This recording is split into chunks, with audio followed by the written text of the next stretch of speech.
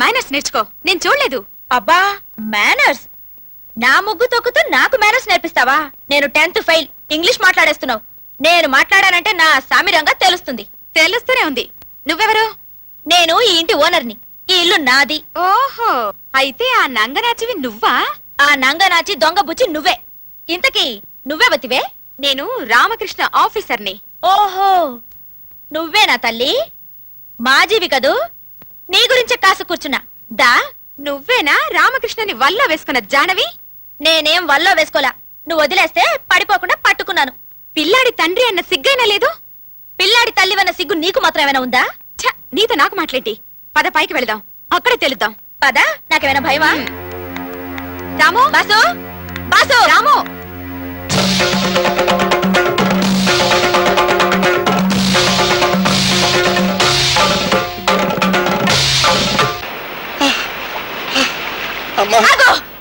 విడిచిపెట్టండి అమ్మా. పరిగెత్తలేనమ్మా. అమ్మా అమ్మా. ఆవిడ ఆ పిల్లాడి తల్లి.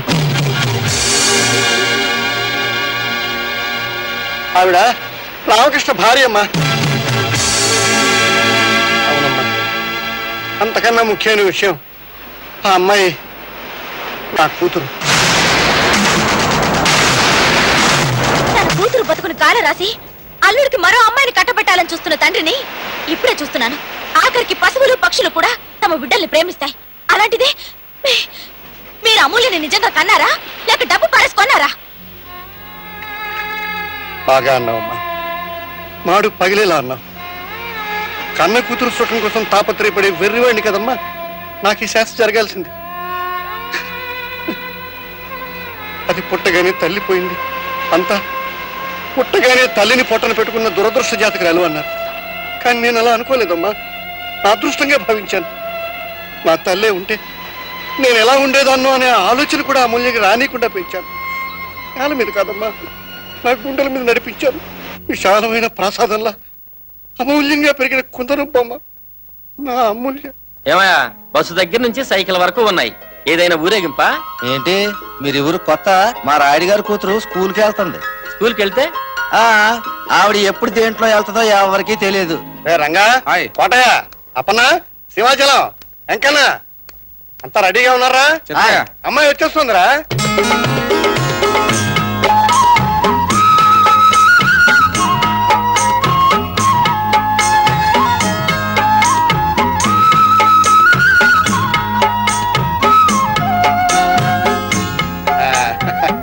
వచ్చేసావమ్మా.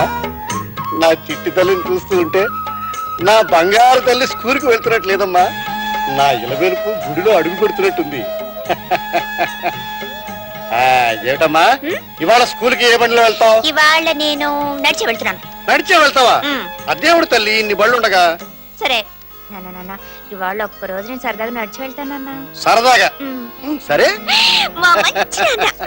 రేయ్, అమ్మాయి బయలుదేరిపోయింది, మీరు బయలుదేరండి రా. బయలుదేరండి. నడిచి వెళ్తున్నావు.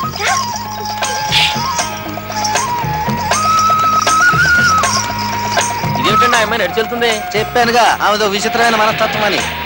మరి ఈ ఊరేగం పద్ధతి దేనికి? మధ్యలో మనసు మారిపోయి దేంట్లైనా వెళ్ళాలనుకుంటే, మరి రైల్లో వెళ్ళాలనుకుంటే? రైలే వస్తుంది. స్కూల్ దాకా పట్టాలు వేయిస్తాను. మీరు ఇంకా గట్టిగా మాట్లాడారంటే వెండి పట్టాలు వేయిస్తాను. ఏంటి నీకైనా అభ్యంతరమా? అదే అదే లేదండి. ఆ వెళ్ళేది నా కూతురు కాదయ్యా, నా 5వ ప్రాణం. రండి, ఊరు నుంచి మా బావ వస్తున్నాడు. చూడండి, మా బావ వచ్చేటప్పటికల్లా ఇల్లంతా అద్దంగా ఉండాలి. ఆ రంగమ్మ, నువ్వు వాకిట్లోని పెరట్లోని కల్లాపు జల్లి రంగు రంగు ముగ్గురు వేయాలి. అన్ని గుమ్మాలకి తోటలు కట్టండి. సుబ్బయ్య, నువ్వు తోటలోకి వెళ్ళి అటుపల్లి గళ్ళు 10, 12 పట్టరా. అలాగే జున్నుపల్లి కూడా తీసురా. బళ్ళన్ని తుడిచి రెడీగా పెట్టండి. అన్ని పళ్ళు రేపుకి వెళ్ళాలి. త్వరగా వెళ్ళండి. మర్చిపోయా, పెద్ద కొబ్బరి బొండాలు తీసుకొచ్చి కొట్టి పెట్టండి. చెప్పి ఏం మర్చిపోద్దు. నాన్నకేదో చెప్పాలనుకున్నట్టు వచ్చేసాను.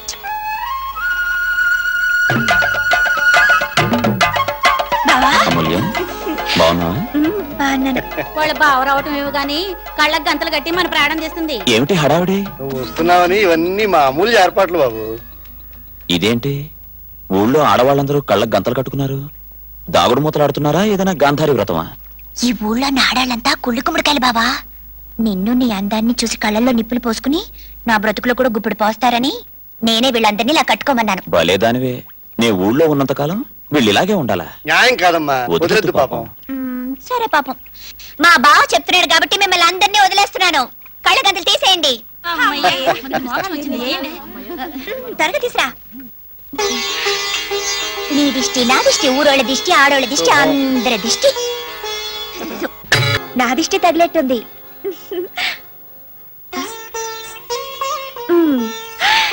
ఇప్పుడు అచ్చం పెళ్లి కొడుకులా ఉన్నావు బావా. నా పెళ్లికి కళ్యాణ తిలకం నువ్వే పెడుతూ గాని. నాకెలా కుదురుతుంది? అప్పుడు నీ గౌరీ పూజలో ఉంటాగా. సరేగా బావా, నీకు ఇష్టమైన టిఫిన్ ఏంటో చెప్పు, నేనే స్వయంగా చేసి పెడతాను. ఇడ్లీ దగ్గర నుంచి దద్దోజనం వరకు అన్ని ఇష్టమే, ఏదైనా తింటాను. అయితే 5 నిమిషాల్లో నీకు ఇష్టమైనవన్నీ చేసి పెడతాను. ఇప్పుడే వచ్చేస్తాను.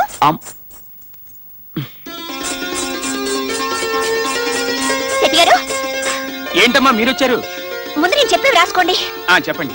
2 కిలోల జీడిపప్పు, 2 కిలోల పిస్తా, 2 కిలోల కిస్మిస్, 2 కిలోల ఎంత్రాక్ష, 1 కిలో తాటిపల్లి, 1 కిలో ఎండు కొబ్బరి, 1 కిలో యాలకలు, 1 కిలో లవంగాలు, 1 కిలో దాసిన చెక్క, 1 కిలో గసగసాలు. అంతేనా? అంతే. అమ్మో, ఇన్ని కొంటున్నారంటే మీ పెళ్ళా? ఏడ్చావు, నా పెళ్లికి ఏం సరిపోతాయి, అన్ని 1000 కిలోలే. ఊరి నుంచి మా బావ వచ్చాడుగా, నేనే స్వయంగా ఇవన్నీ వండి పెట్టి ఆయన్ని పెళ్లికి తయారు చేస్తున్నాను. అవతల నా బోల్డ్ అంత పని ఉంది, ఇవన్నీ తొందరగా ఇంటికి పంపించేసేయ. ఇవన్నీ తింటే ఏమైపోతాడు? పంపుతున్నానమ్మా, పంపుతున్నాను. ఏంటివన్నీ? ఏముంది? ఇడ్లీ, పెసరట్టు, ఉప్మా, దోశ, గారెలు, లడ్లు, కాజాలు, పూతరేకులు, సున్నుండ్లు, అరిసెలు, బత్తాయిలు, ద్రాక్ష, అరటిపళ్ళు, అంతే. ఇవన్నీ తినటానికి నేనేమన్నా మాయా బజార్ గట్టొత్తుకొచ్చున్నా? ఇవన్నీ నువ్వు తినాల్సిందే. నేనా?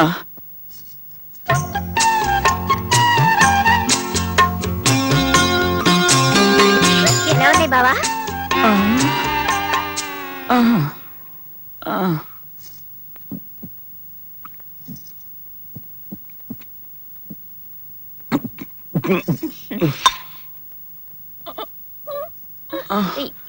ఎక్కడ బావా? కడుపు నొప్పి, పొలాల్లోకి పోతున్నాను బాబు. ఆ సుబ్బయ్య గారి దిష్టి బాగు తగులుంటుంది. ఒరే సుబ్బయ్య! అయ్య బాబోయ్, ఏంటి తల్లు నన్ను చంపుతానంటావు ఏంటి? నేనేం చేశానమ్మా? నన్ను వదిలిపెట్టమ్మా.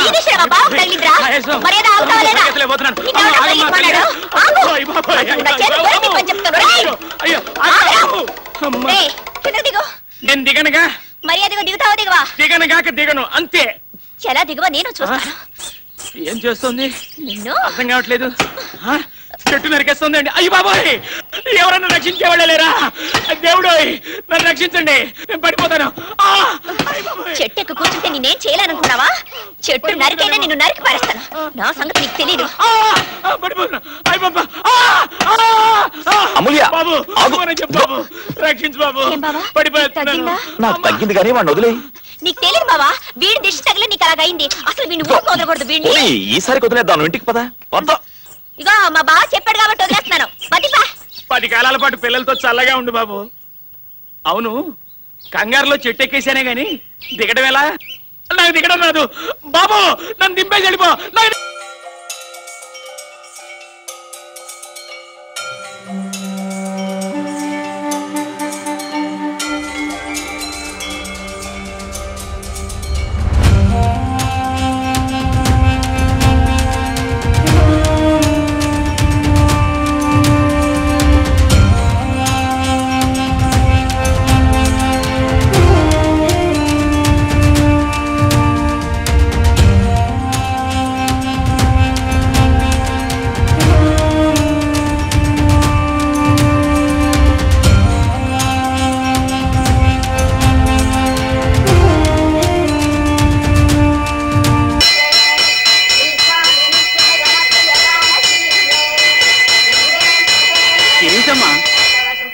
తల్లి, గంట బద్దలైపోతుంది. నువ్వు చెప్పేది దేవుడు వింటాలే. దేవుడు విన్నా పూజారి వినొద్దు. చెప్పమ్మా. రేపు పొద్దుటి నుంచి సుప్రభాతం పెట్టకూడదు. అపచారం, అపచారం. ఎంత రాయుడు గారి కూతురు అయితే మాత్రం దేవుని శాసిస్తావా? అది సుప్రభాతం. స్వామివారికి మేలు కొలుపు. మేలు కొలుపుతారో జ్వాల పడతారో అదంతా నాకు తెలీదు. ఈ సుప్రభాతం వల్ల మా బావ నిద్ర చెడిపోతుంది. దయచేసి ఆపుతారా? ఆపుతారా లేదా? దేవుడి పైన ధిక్కారమా? కాదు, బావపై మమకారం. ఆపనమ్మా. ఏం చేస్తావు? ఆపరా? ఎలా ఆపరు నేను చూస్తాను.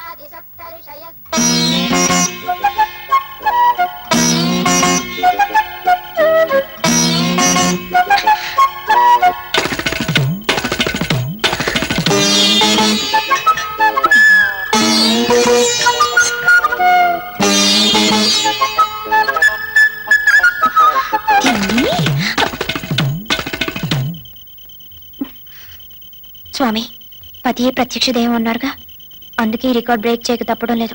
నన్ను క్షమించు, క్షమించు, రే క్షమించు, క్షమించు, క్షమించు.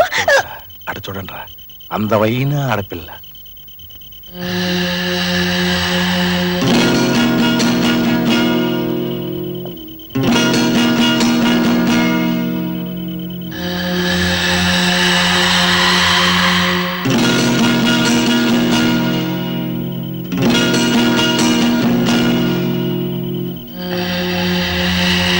ఏం పాప, దొంగతనం చేయడానికి వచ్చావా? రికార్డ్ బదులు కొడదామని వచ్చాను. మా నలుగురిలో నీకెవరు నచ్చారు? ఎందుకు? అందుకే. బాబాయ్, దేవుడా, అనవసరంగా నీ రికార్డ్ బదులు కొడదాం అనుకున్నాను. నన్ను క్షమించి కాపాడవా? భయపడకు బాలా, నేను నీ బావ రూపంలో వచ్చాను. ఓహో, కాపాడటానికి వచ్చిన దేవుడువా నాయనా? ముందు నిన్ను నువ్వు కాపాడుకో.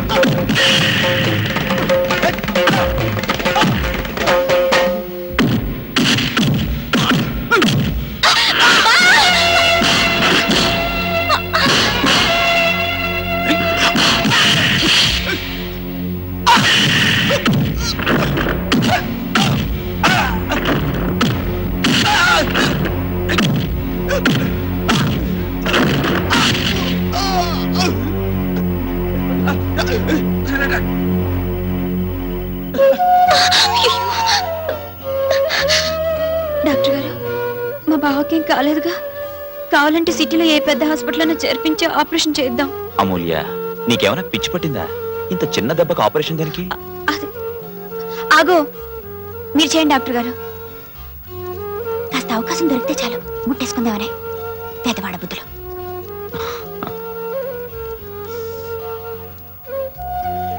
ఏం పర్వాలేదు, తగ్గిపోతుంది. ఆ విషయం నాకు కాదు, ఆవిడకి చెప్పండి. వస్తానండి. వెంకయ్య, మంచినీళ్ళు పట్రా. నేను తెస్తాను బావా. ఏమిట్రా? ఉత్తరం వచ్చిందండి. అల్లుడు, నీకే.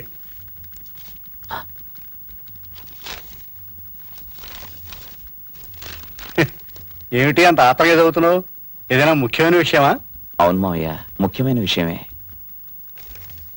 నేను కాలేజీలో శరణ్య అనే అమ్మాయిని ప్రేమించాను. ఇద్దరం పెళ్లి కూడా చేసుకోవాలనుకున్నాం. ఆ విషయం ఏమైందని శరణ్య ఉత్తరం రాసింది. కానీ ఈ విషయం నీతో చెప్పి నీ అనుమతితో ఉత్తరం రాద్దాం అనుకుంటున్నాను. శరణ్యను పెళ్లి చేసుకోవడం నీకిష్టమేగా? పెళ్ళనేది నీ వ్యక్తిగత విషయం రా. వద్దనడానికి అవునడానికి నేనే వర్ణిరా.